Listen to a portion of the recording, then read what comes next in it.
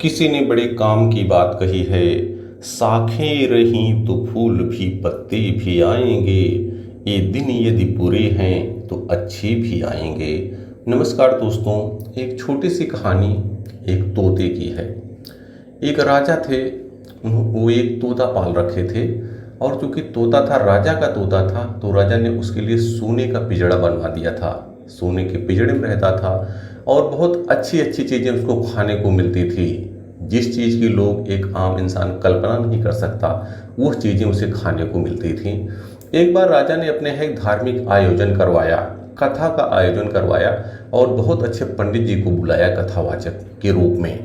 और पंडित जी कथा कहते थे और कथा कहने के बाद अंत में वो कहते थे कि हरि भजे तो बंधन छूटे। और जैसे यह वाक्य वो कहते, हरि भजे तो बंधन छूटे, वैसे ही वो तोता कहता पंडित मूर्ख है। अब सब लोग सुन रहे थे, क्योंकि तोता बोलता था और जब ये कहता तो बड़ा अजीब सा लगता। तो पंडित जी ने एक दिन ध्यान नहीं दिया। दूसरे दिन फिर कथा हुई और जब अंत में समापन हुआ और वो कथावाचक जो पंडित जी थे, उन्होंने कहा कि हरि भजे तो बंधन छूटे। जैसे ये कहे फिर उसने कहा, तोते ने कहा पंडित मूर्ख है। अब आज उन्होंने ध्यान दिया, उन्होंने सोचा ये तोता क्यों ऐसा कह रहा है, चलो अच्छा देखते हैं। फिर तीसरा दिन आया और तीसरे दिन भी पंडित जी ने जब ये कहा कथा समाप्त होने के बाद, हरि भजे तो बंधन छूटे, हरि भजे तो बंधन छूटे, जैसे ये कहा फिर उसने कहा, तोते ने कहा पंडित मूर्ख है। अब पंडित ने कहा ये तो ठीक नहीं है और उसको उपाय नहीं आ रहा था, क्या करे अब पंडित जी क्या करें, क्योंकि लोग सुनते थे देखो पंडित मूर्ख है तो कैसे अपनी सफाई दें। तो पंडित जी ने अपने गुरु से संपर्क किया, जो उनके गुरु थे, उनको कहा कि गुरुवर ऐसे ऐसे बात है, कथा मेरी बहुत अच्छी होती है, लेकिन एक तोता है जो अंत में यह कहता है कि पंडित मूर्ख है। और वो मैंने कोशिश की उसे जानने की, लेकिन मुझे कुछ नहीं बताया।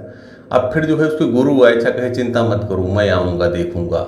दूसरे दिन गुरुदेव आए, कथा हुई, बैठे रहे और जब कथा समापन हुई और वो पंडित जी जो कथावाचक थे उन्होंने कहा कि हरि भजे तो बंधन छूटे, फिर तोते ने वही कहा पंडित मूर्ख है।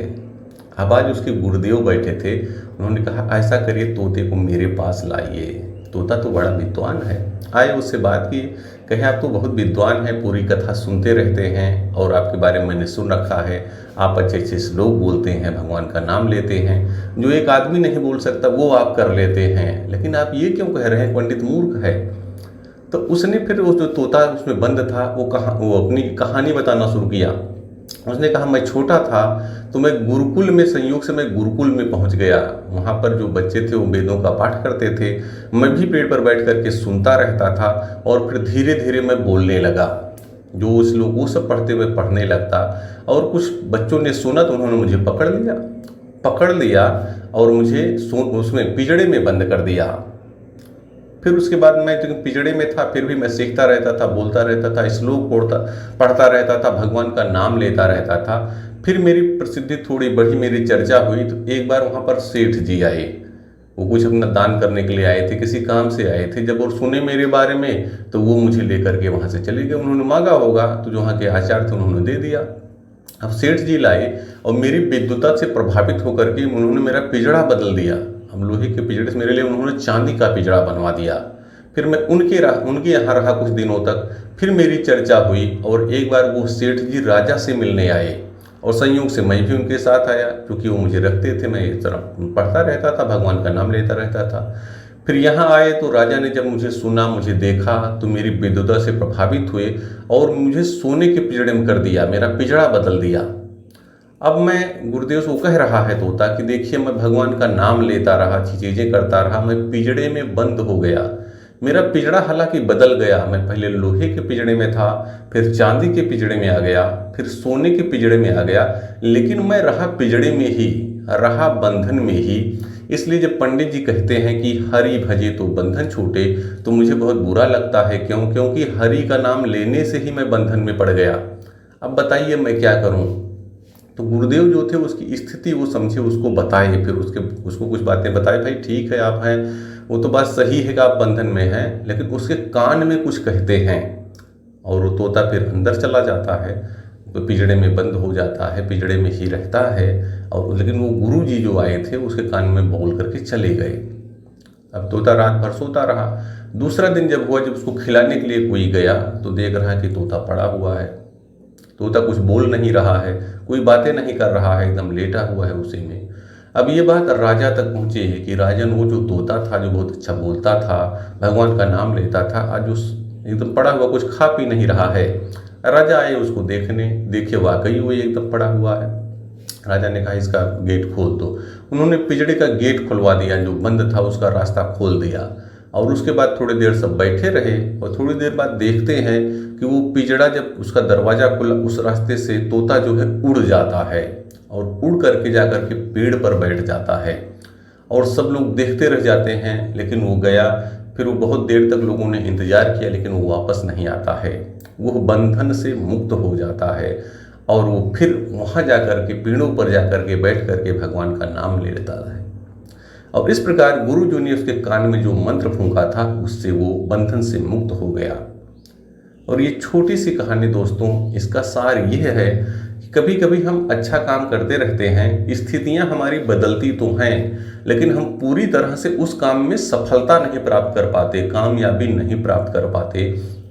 तो अगर ऐसी स्थिति आपके साथ भी है, आप भी जीवन में कुछ काम ऐसा कर रहे हैं, लेकिन आप उसमें पूरी तरह कामयाब नहीं हो रहे हैं, आपको मोक्ष की प्राप्ति नहीं हो रही है, तो थोड़ा सा चिंतन कीजिए। सोचिए, हो सकता है कहीं कुछ ना कुछ कमी रह जा रही हो। तो अगर आप भगवान का नाम लेने से आप बंधन में नहीं पड़ेंगे, अगर आप ठीक से भगवान का नाम लेंगे तो कोई न कोई उपाय वो आपको बताएंगे, कोई न कोई स्थिति आपके सामने ऐसी प्रस्तुत करेंगे कि आप उन बंधनों से मुक्त हो जाएंगे। तो चूंकि मोक्ष प्राप्त करना सबका उद्देश्य नहीं है, अगर आप कोई काम कर रहे हैं और उसमें आपको कामयाबी नहीं मिल रही है, तो थोड़ा सा सोचिए कि आप कहाँ पर गलत कर रहे हैं, क्या आपको और अच्छा करना चाहिए। और अगर आप थोड़ा सा सोचेंगे, चिंतन करेंगे और अपने कामों का मूल्यांकन करेंगे, तो देखेंगे कि हो सकता है कोई न कोई काम ऐसा हो रहा हो जिससे सफलता ना मिल रही हो। तो भगवान ने वो सब रास्ते आपको दे रखे हैं, आपको दिमाग दे रखे हैं।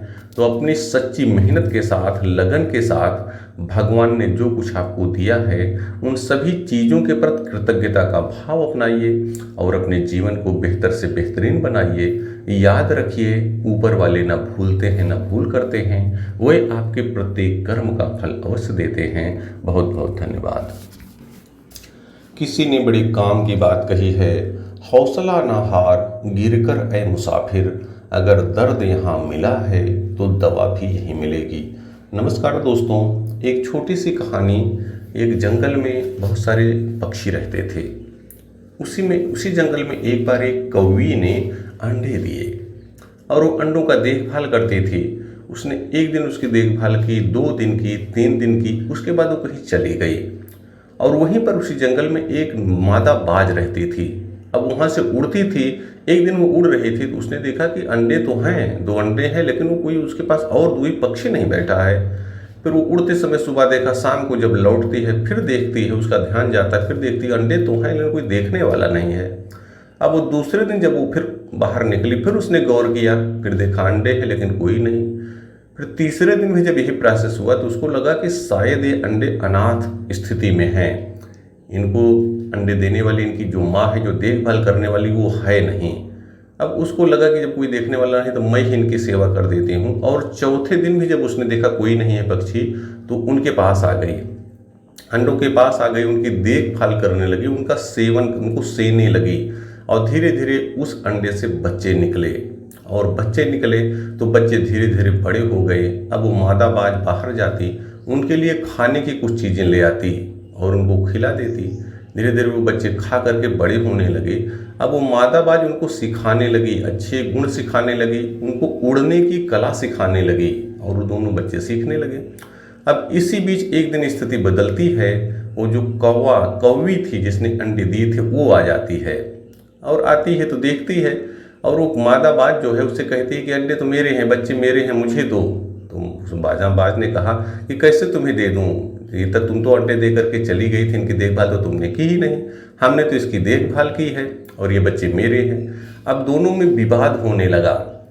लेकिन चूंकि जो मादा बाज है वो जीत तो सकते थे, लेकिन उसने वो बच्चों को अच्छी चीज़ें सिखाना चाहती थी। उड़ना तो सिखा रही थी, साथ ही अच्छी आदतें भी सिखा रही थी। तो उसने लड़ाई करना उचित नहीं समझा। उसने कहा अच्छा ठीक है, आप ये विवाद कर रही हो, चलो जंगल के राजा के पास चलते हैं, पक्षियों के राजा के पास चलते हैं, वही हमारा निर्णय करेंगे। अब दोनों पक्षियों के राजा चील के पास पहुँचती हैं। चील बैठा हुआ था और उसने कहा अच्छा ठीक है, समस्या बताए। उसने कहा पहले कौवी से कहा अच्छा आप तुम बताओ क्या समस्या है। तो उसने कहा मैंने अंडे दिए और ऐसे बताई, फिर मैं चली गई, फिर इतने दिन बाद आई। तो उसने पूछा ये बताओ तुमने अंडे तो दे दिए, तुम इनको छोड़ के गई कहाँ थी, कहाँ गई थी और क्यों गई थी ये बताओ। जब ये पूछा तो कौवी कुछ बोले ही नहीं और चुपचाप खड़ी रही, नजरें भी अपने नीचे कर ली, क्योंकि उसके पास उस प्रश्न का कोई उत्तर नहीं था। अब उसने फिर बाज से पूछा, मादा बाज से पूछा, तो उसने कहा कि हुजूर मैं 1 दिन देखी अंडे हैं, कोई इनको देखने वाला नहीं है। 2 दिन भी देखा हमने, 3 दिन देखा, जब हमें लगा इनकी देखभाल वाला कोई नहीं है तो ये तो बेकार हो जाएंगे, मर जाएंगे। तो फिर चौथे दिन मैं इनके पास आई और मैं इनकी देखभाल करने लगी और ये धीरे धीरे बड़े हो रहे हैं और मैं देख रही हूँ तो ये बच्चे तो मेरे हुए। तो वो चील जो है, जो राजा चील है, वो संकोच में पड़ गया, असमंजस में पड़ गया, क्या करे, क्योंकि एक ने अंडे दिए हैं, उसको पैदा किया है, दूसरे ने पालन किया है। तो उसको एक उपाय आया, उसने दोनों को दूर खड़ा कर दिया और दोनों बच्चों को बुलाया और उसने कहा कि देखो ये 2 माँ, आप लोग बहुत भाग्यशाली हो, 2 माँ आपके लिए हैं, अब आप ही डिसाइड करो आप किस माँ के साथ जाना चाहते हो। तो राजा के ये कहते ही दोनों बच्चे मादा बाज के पास चले जाते हैं और जब कवि उनसे कुछ कहती है कि हमने तुम्हें पैदा किया है, तो दोनों बच्चे, अब उसको मादा बाज को बोलने की ज़रूरत नहीं थी, वो बच्चे ही कहते हैं कि यार तुमने तो मुझे पैदा किया है, मेरी असली माँ तो ये हैं जिन्होंने मेरी देखभाल की है, जिन्होंने मुझे खिलाया है और मुझे चीज़ें सिखा रही हैं, उड़ना सिखा रही हैं, हम आपको जानते ही नहीं। और ऐसा कह करके वो दोनों बच्चे मादा बाज के साथ चले जाते हैं। दोस्तों ये छोटी सी कहानी, इसका सार स्पष्ट है कि हम आज के समाज में बहुत सारे लोग ऐसे हैं जो अपने कार्य में फंस करके, पैसा कमाने के चक्कर में फंस करके अपने बच्चों की सही देखभाल नहीं कर पा रहे हैं, उनको आया के भरोसे छोड़ दे रहे हैं। आप छोड़ सकते हैं, ऐसा कर सकते हैं, पैसा कमाना भी बहुत ज़रूरी है, लेकिन याद रखिए कि पैसे आप कहीं देखेंगे किसके लिए कमा रहे हैं। जो कुछ आप करना चाहते हैं कहीं न कहीं अपने लिए तो करिए, लेकिन उसमें एक न एक मुद्दा ऐसा होता है, ऐसा विचार होता है कि हम बच्चों के लिए अच्छी संपत्तियां छोड़ दें।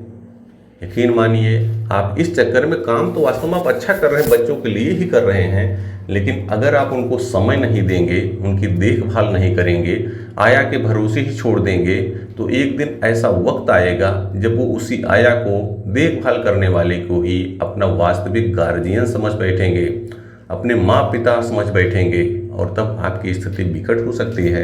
ऐसी घटनाएं समाज में हो रही हैं। तो यदि आप भी इस तरह कुछ कर रहे हैं तो थोड़ा सा अपनी आदतों को बदलिए, थोड़ा समय निकालिए, अपने बच्चों को समय दीजिए, उनकी देखभाल कीजिए, उनको अच्छे गुण सिखाइए। भगवान ने, आप ठीक से जब अपना मूल्यांकन करेंगे, देखेंगे, तो भगवान ने वो वक्त आपको दे रखा है। थोड़ा सा मोबाइल से, गजट से दूरी बनाइए, कुछ समय उनके लिए ज़रूर निकालिए, भले आधा घंटा हो, 1 घंटा हो, उनके साथ बैठिए। भगवान ने, आप बहुत भाग्यशाली हैं, आपको बच्चे दे रखे हैं, आपको वो चीज़ें दे रखी हैं जिसके लिए बहुत सारे लोग परेशान हैं, जिसको वो नसीब नहीं हुआ है। तो भगवान ने जो कुछ भी आपको दिया है, उन सभी चीज़ों के प्रति कृतज्ञता का भाव अपनाइए और अपने जीवन को बेहतर से बेहतरीन बनाइए। याद रखिए, ऊपर वाले न भूलते हैं न भूल करते हैं, वह आपके प्रत्येक कर्म का फल अवश्य देते हैं। बहुत बहुत धन्यवाद।